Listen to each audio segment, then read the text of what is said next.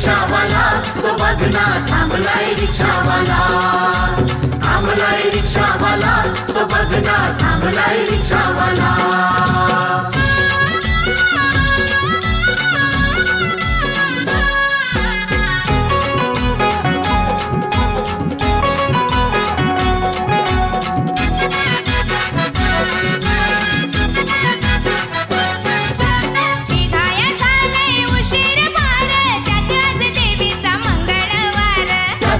देवीचा मंगळवार, त्यात आज देवीचा मंगळवार.